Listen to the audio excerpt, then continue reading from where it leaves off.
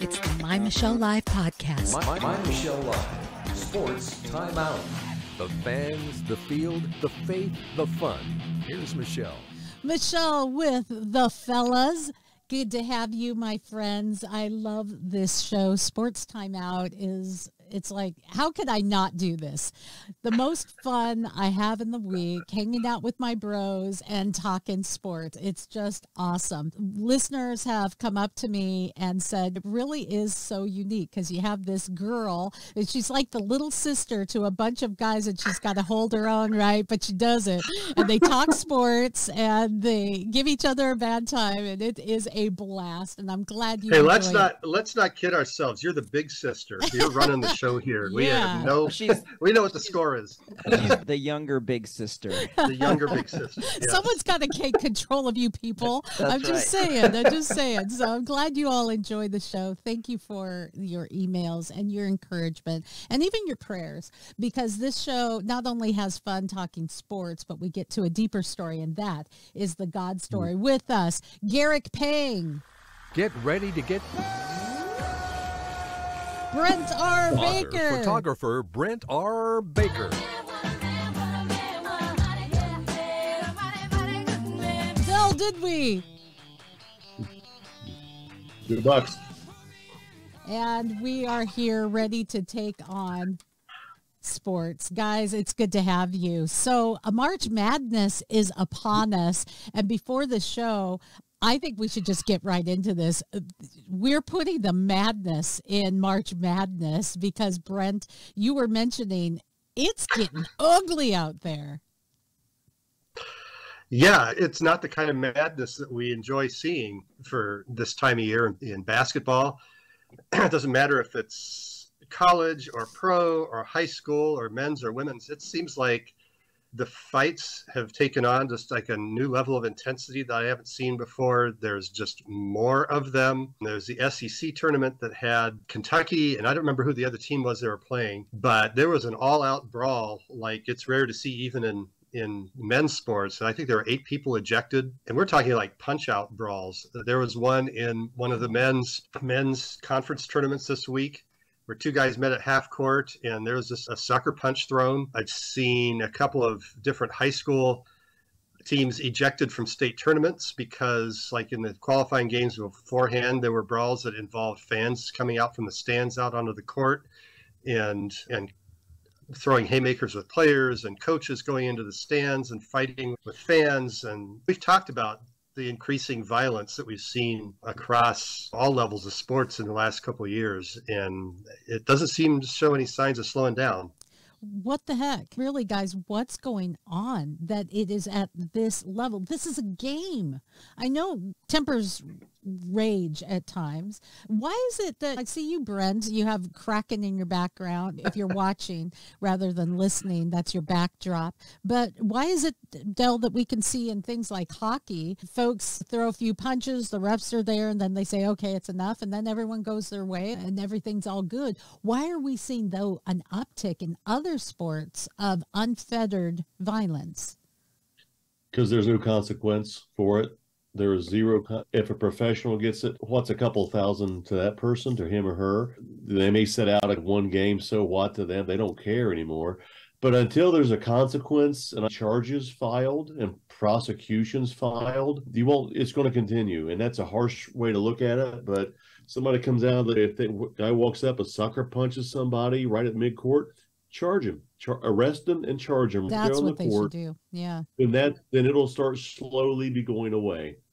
Yeah, and sports is a microcosm of the world, right? And there's been a lot of pent-up emotion over the last few years. And as you were saying, Del, I think it is that way. People just brazenly walk into stores and steal stuff now because they know that the police are not going to prosecute them, or the prosecutors are not going to prosecute them, and the police can't do anything.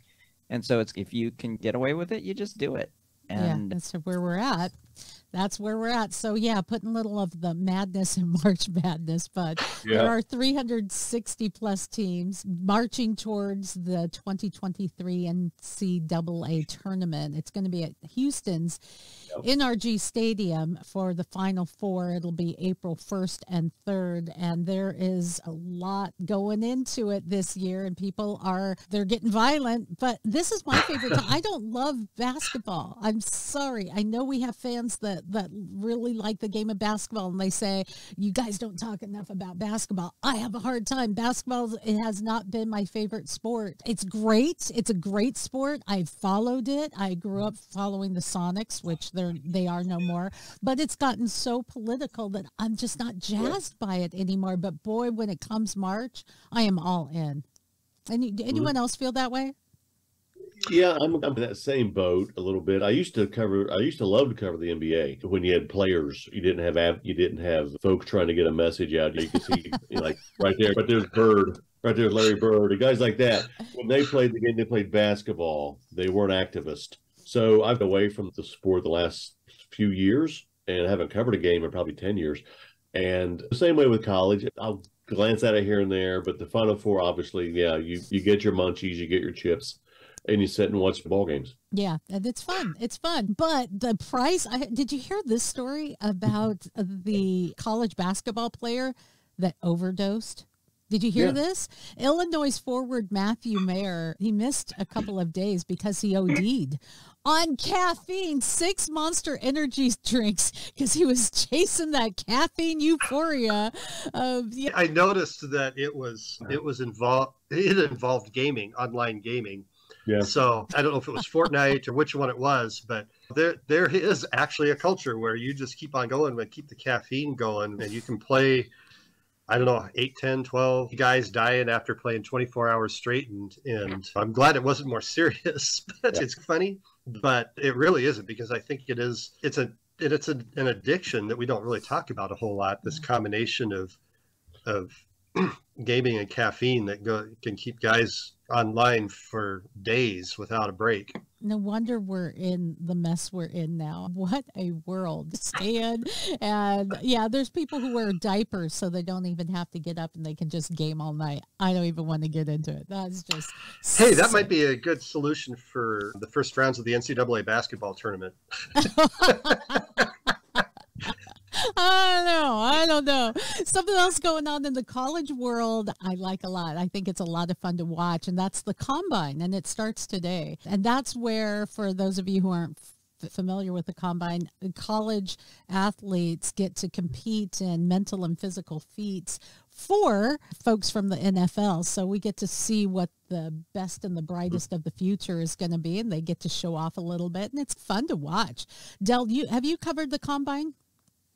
I've been there just a couple of times. I was trying to go this year, but just couldn't work it out because it's close to me there in Indy. But it's changed over the last few years.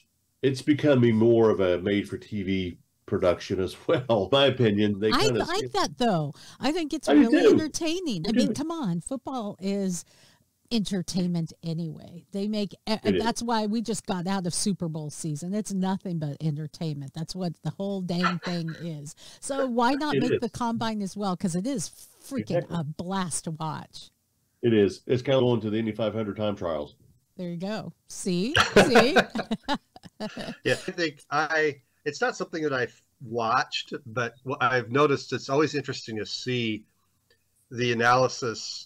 Not so much like Mel Kiper, who I get tired of, but just how the draft boards change based upon how guys do at the Combine, because you have endless hours of game tape on these guys. Yeah. And granted, you can't always account for what the competition, how they're doing against certain types of competition, but you'd think that a guy from Georgia who's played against an SEC schedule against future pros, that you'd have a pretty good handle on him.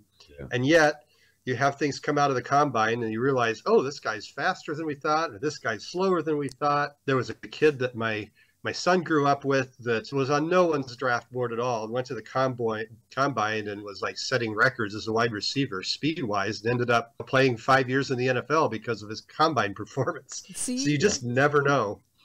Guys, go ahead, Garrick. Oh, I was just going to say, I think there's a whole different level of performance that's required of you when you get to the combine, because if you played college ball and you performed at the higher level, you perform in front of big crowds, some of the bigger schools. But I think it's especially a great opportunity for players from small places, an opportunity to shine. And I think it is a good test as far as the pressure that's going to be on you, because when you become a pro football player, everybody's watching you. Everybody's watching. I think we should have our politicians do a combine. Let's start with mental acuity. Yeah. Can you formulate a sentence would be okay. And social emotional maturity scores. And Right? I'd like to see them put in that big cage and just fight each other. They'd all that's not a bad thought after the first day. Why not? See who walks out. You know what? I don't think we could do any worse than, at any rate, this is about sports. Back to sports, Michelle. Back to sports, right? So I thought this was a funny story, as long as we're talking football, that Tom Brady, will he be known in history as the GOAT? I don't know. But he has just lost a record. He has just been beat by a fellow retiree who has stayed a retiree, by the way, and that is Joe Montana. What am I talking about? Joe Montana's Super Bowl worn jersey was just sold in auction. There was a Tom Brady worn jersey, signed jersey, and it was sold for $480,000 in January of last year. But Joe Montana's Super Bowl worn jersey, the opening bid was $250,000. The buyer paid $1.2 million for that. And what are they going to do with it? Hang it up in a bar somewhere? What? Yeah, I'm going to put it on the wall right behind me here. There you go. You'll see it next week. Yeah. I told myself I wasn't going to pay over $1 million. You get all wrapped up in the auction and just emotion takes over. So I went to 1.212 million. Oh my gosh. Does your wife know? Ooh. She might be Awkward. watching. If it shows up on the wall, she can't say anything. I think why it went more was because there's so many great Super Bowl trophies that it's just, it's here's another one. And Montana only didn't even come close to winning Tom Brady, so it was more of probably a sympathy vote. $1.2 million is a lot of sympathy. I think records were made to be broken, and There you I think I think this was one of Brady's Tampa jerseys, are correct? Yeah, it's a Buccaneers. I bet if one of his New England Patriots Super Bowl worn jerseys goes up for auction now, it would probably go for more. Yeah, especially if he wore it in more than one Super Bowl. But records are made to be broken. It doesn't surprise me. It is hard to compare players of different eras. Right. I think Joe Montana certainly has a claim on GOAT status. It's hard to argue with 7 Super Bowl trophies. But yeah, with Tom Brady. But it's not like he won them himself either. Well, There is that. There was an article, by the way, that I sent you guys. It was an interesting one, talking about, does sports have shame anymore? It was citing the Washington Commanders team owner, Dan Snyder, who may have committed bank fraud, $55 million loan without the necessary approval from the team's board of directors. He misled folks. And okay, so big deal. It's a big deal. And he also doesn't want to sell to Amazon founder Jeff Bezos, because he owns the Washington Post, which is the source that reported a lot of these stories. How dare they? And this article was saying, is there any shame in sports? I wanted to take it even deeper. It cited some stories, and there's additional stories that, now that it's Women's History Month, even though we're not really sure what a woman is, especially in sports anymore, there's a lot of stories, guys, where you see a poor treatment of women, where you've seen Michael Irvin wasn't covering the Super Bowl because he was too busy being inappropriate at a Marriott hotel. The NFL has unveiled their Jim Brown Award, and that's great because he had a strong voice in the civil rights movement, but he was also known for throwing a girlfriend off the balcony and raping helping other women. The NBA, for crying out loud, has expressed problems with their players' treatment of women. So as we look at Women's History Month and sports, we don't really necessarily have a great record. And I'd like to have you guys weigh off on that. Go ahead, Garrick. No, go ahead. I'll give you another story. The NBA held its annual All-Star celebration in Salt Lake City. They chose to include and Malone impregnated a 13-year-old girl when he was 20, and his response was, "I'm human." Oh my God. Yeah, You say I was 20 years old and stupid, and it's egregious. And I want to take this moment in the spotlight to say, guys, you need to get a mentor. You need to get help. You need to find Jesus. I don't know, but whatever. I'm human. What? Yeah. Yeah.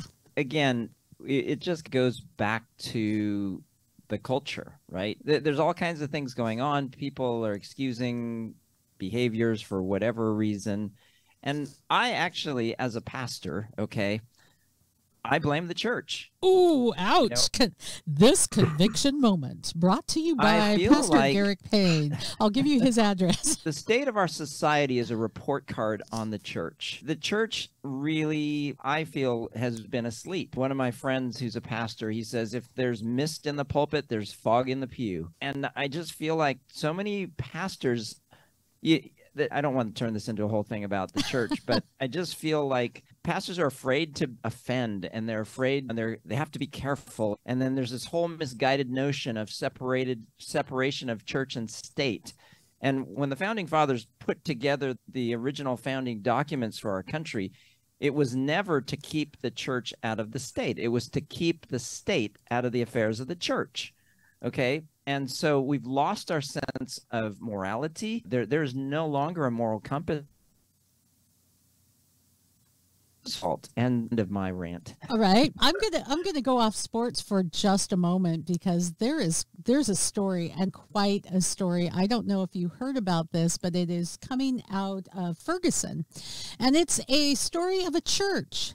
And maybe this is where churches need to really just step up their game. But there were 4 guys who came to the back of the church. They sat down. They had just robbed a store, and they were coming to rob the church. And the church, well, instead of freaking out, they got their spirit on. Letting the Lord have his way. We getting out of here. I still got a few more minutes. Act like I'm preaching for a moment. He goes to the back of the church. He sees these guys.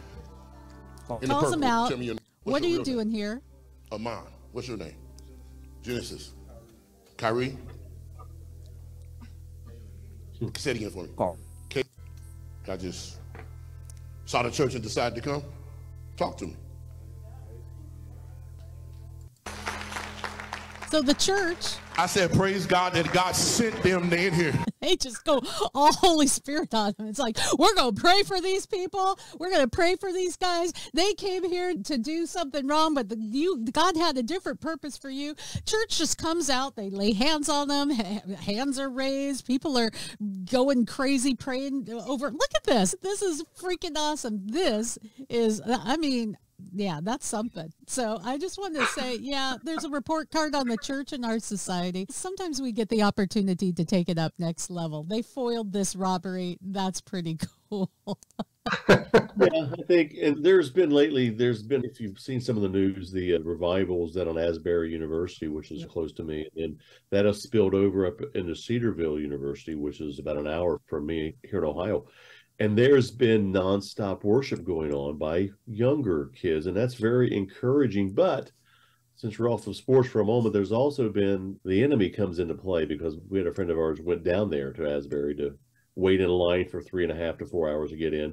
When she came back, she got out of the service, walked back to find her car. Hers was one that was left, but there was numerous cars that had been towed. So they're towing people's cars who want to go to church. So that's the enemy at work there. Wow. Just wow. But there is something happening, and there's a stirring that's going on. One story that showed that to me was Deion Sanders. And I don't know if you heard this, but it's reminiscent of my buddy up here in Washington State, Coach Joe of Bremerton High School, who kneeled on the center line of the football games as a high school coach.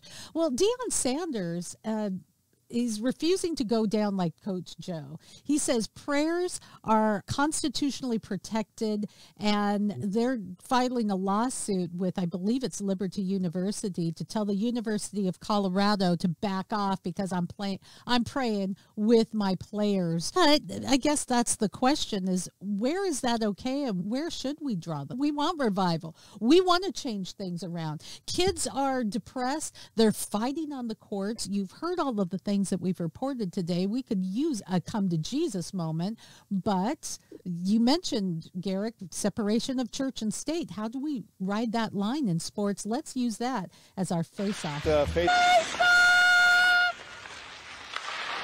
All right, who's weighing in? Garrick, you've been invited. Okay, I wasn't sure if one of you guys wanted to go first because I've been talking. But we have gotten so indoctrinated, and I use that term very intentionally, into this notion that religion needs to stay out of the public. And that is just not anything else goes. We can do anything, we can say anything, but if it has to do with faith, it has to not be a part of the public discourse or dialogue. And that is completely wrong, and it's completely unfair. But we're seated on the highest levels. Kamala Harris came out this last week saying that people who are anti-abortion are extremists. We had the FBI going after people who pray in front of abortion clinics, going in with SWAT, full SWAT to unarmed people. This is coming from the highest levels. But in reality, this is where we need to say, wait a minute, because there's nothing wrong with saying, hey, we're going to pray. You want to step out. This isn't your thing. I respect that. There needs to be respect, but that's inherent when you're really following God's way, because God leaves room for people who don't believe, for love and for tolerance, for acceptance, and for respecting their journey. Does that sound a little too PC, Del? But I'm just saying. No. Go ahead.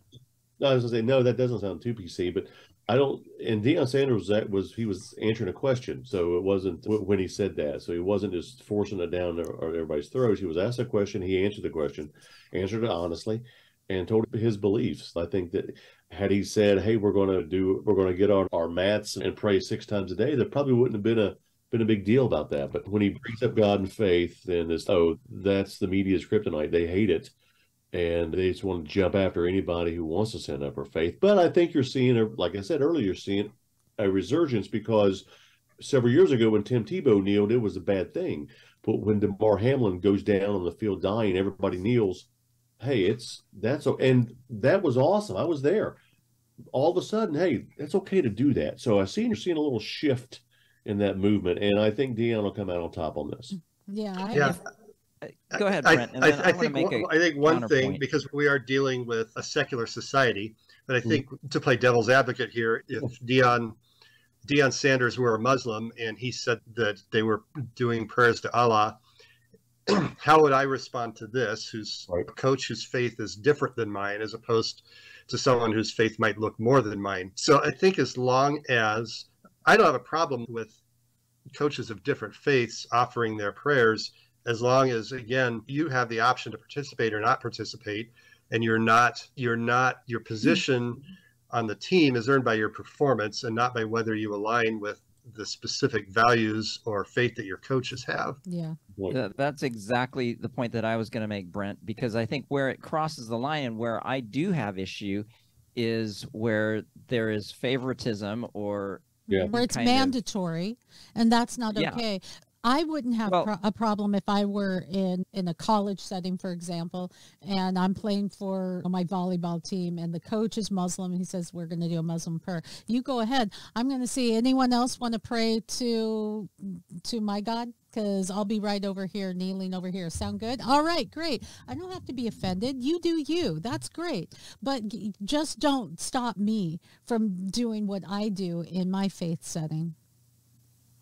Yeah. Yeah. And I just feel if, as Brent said, if the coaching side of it is done in a way that is not a respecter of persons. And that's why I balanced. think this whole PC movement is really ridiculous, because it is judging people based on color, right? And Right. so you have these quotas and you have to fill certain slots with a certain number of people. And I think it's completely counterproductive as a But person we- of color. If they're saying we need to hire a certain number of people of color, right? Then if I get a job, do I have this job because I'm the best qualified person, or is it because of the color of my skin? You have an asterisk next to your name. Right. But you know where it's never going to happen, and it shouldn't happen, is on the play field, because it just doesn't work. And that's where you see the best person. They don't care because you're going to Yep. make me money. We don't care because you're going to win me games. We don't care. But where we ride out our faith, it's a difficult time. A final story I wanted to bring up is this one, where a Christian school in Vermont, I believe it was at Vermont, Brent. I think you sent me this story. Somewhere in New England, yeah. They forfeited a girls' basketball playoff game because of a male player on the opposing team. And that was a difficult one for me because, no, I don't like it, but I don't want to separate myself from people that I don't like to the point where I can't love them and show them the love of Christ and show them that I'm not asking you to clean up or be like me before you find your faith, because that's washing yourself off before you take a shower. But on the other hand, there's the issue of safety. Is it that really safe? Do you feel basketball is a contact sport, man? And that could be dangerous when you're playing with someone who's bigger and stronger. How do we ride that out? I wanted to take that on. How do you walk that line as men? For me personally, it just comes back to the issue of, should biological men be participating in women's sports? And I think that was more the stand that the university was taking, was the fact that someone has to stand up at some point, because if not, then nobody's going to. Yeah. And the whole Leah Thomas situation, he was like 256th in men's swimming. And then he wins the women's national swimming. It's like all these women, this is not, and we've talked about this ad nauseum here on this show, but if you want to have transgender sports, then make a category if that's what you feel like you need to do. But I think women need to compete with women and men need to compete with men. And the whole transgender argument, that's a completely different conversation in terms of your own sexual preference or whatever. But when it comes to competition, then I'm just waiting to see when it's going to hit some of the major sports, women's basketball, professional women's basketball, the WNBA, women's soccer. I'm just curious as how some of those athletes are going to deal with it, how they're going to feel if there's starting to be crossover in those areas. Especially when you start seeing injuries caused by the physical differences. I mean, I recently saw a clip from a high school volleyball game where a transgender male spiked the volleyball and hit a girl in the face. And I mean, if you're a girl getting hit in the face by a spike from a female athlete that's really good, that's rough. But this girl was knocked out cold. And that kind of stuff will only get worse. The problem is, like with the basketball thing, sometimes you're going to say they're not that good or they're not that big or whatever. But once you cross that line of allowing a biological male to play on a women's basketball team against women, once that line is crossed, then eventually you'll end up with the 6'8" guy that's playing against a bunch of women. If you want to call it co-ed, then everybody knows what it is, what the risks are, etc. But I have no problem. And you've heard me yeah. say on this show and other shows that if you're struggling with transgenderism, whatever you identify as, if you're an athlete, you deserve a place on the court. Yeah. You deserve to play. You just don't deserve to play against me if you're a dude. Okay? That's just what I'm saying. You have a separate category, co-ed, whatever, but... Can I bring a little bit of levity to this situation? Bring some levity for the Yeah, love bring of some chocolate. levity. I remember 1982. I mentioned Bird earlier when the Boston Celtics were playing in the NBA Finals against the Los Angeles Lakers, and in the game 3, I think. No, it was it was game 3. The Lakers ran the Celtics off the court, just blew them out by 40 points. And after the game, Bird said a great quote after the game that he probably could not say today, but he said, "We played like a bunch of women tonight." And now he probably gets suspended for that. Yeah. And then they came back and won the whole series and then won the championship. But I remember that vividly, listening to that, saying we played like a bunch of women tonight. Funny thing, because the stereotypical woman is the very thing that you see on RuPaul's Drag Race, which I think is sexual appropriation. So you see that with heels and big fingernails. Yeah, you're not going to play right? There's a reason why this girl doesn't have pretty fingernails. You can't fish with fingernails. You can't play sports with really long fingernails. Come on. Just saying. So there you go. Oh, that was correction. It was 1984. I'm sorry. 1984. Guys, it's time for our final shot. Final shot. All right, let's final shot it. We're going to start with Brent R. Baker. Since we've been talking about March Madness a bit, I have a pretty random but pretty cool traditional March Madness moment. So in Washington State here, we have the boys and girls state basketball tournaments going on. And there was a game last night, state quarterfinals between Eastlake High School and Bellarmine Prep. And went to overtime. Eastlake was down by 2 with a second and a half to go.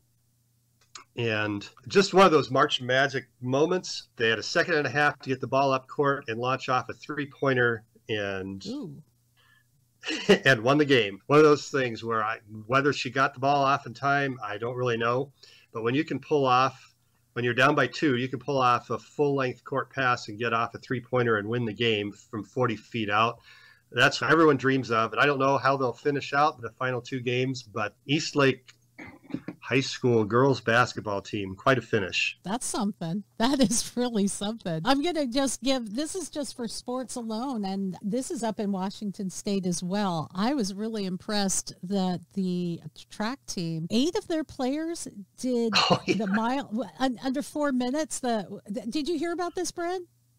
Yeah, I did. Of course, my son ran track, and the mile was one of his events, so I know that. And yeah, the University of Washington men's track team. It was a few weeks ago that they did it the first time, where they had 8 guys in the same race get under 4 minutes. Yeah, just incredible. Now, it's only a couple of generations ago that Roger Bannister broke 4 minutes, and it was a huge deal. To have 8 guys, and this was a true mile. It wasn't the 1600, which is a little shorter. And so they worked together to pull this off, which shows how track can be a team. But what an accomplishment that is. It was amazing. And so my final shot just goes out to that. In the midst of all the craziness that we often talk about here, it really does get down to the sport and being the best that you can be, getting off the video games and putting down the Red Bull and just putting your nose to the grindstone and working hard. So there you go. Perseverance pays off. Let's go to Garrick Pang.